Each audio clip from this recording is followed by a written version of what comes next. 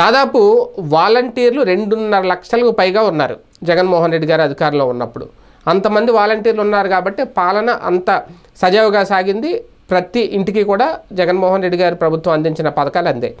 అయితే ఇప్పుడు అందులో 1,08,273 మంది వాలంటీర్ల పరిస్థితి అగమ్య గోచరంగా మారింది.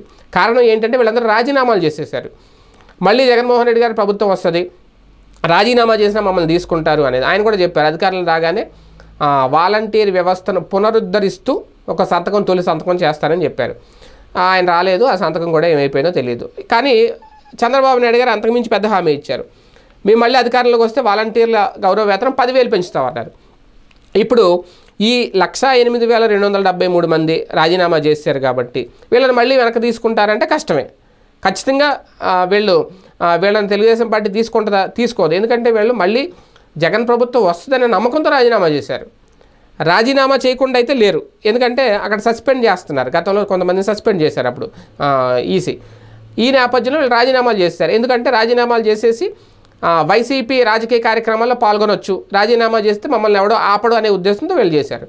అలాంటప్పుడు వాళ్ళు మళ్ళీ ఎందుకు తీసుకుంటారు? ఇప్పుడు ఖచ్చితంగా టీడీ ప్రభుత్వం వాళ్ళని తీసుకోదు. అంటే ఈ 1,08,273 మంది రోడ్డును పడ్డట్టే ఒక రకంగా. ఇప్పుడు వాలంటీర్లకు నిజంగా 10,000 జీతం ఇస్తే వీళ్ళు చాలా లాస్ అయిపోయినట్టు. ఓకే, పార్టీ కోసం పనిచేసామనుకుంటే హ్యాపీ, లేదు 10,000 రూపాయలు ఇప్పుడు కోల్పోయామనుకుంటే కాస్తంత విచారం వ్యక్తం చేయాలి. కాకపోతే ఈ వాలంటీర్లో ఈ 1,00,000 మంది, దాదాపు 1,08,000 మంది ఇప్పుడు రోడ్డును పడబోతున్నారు.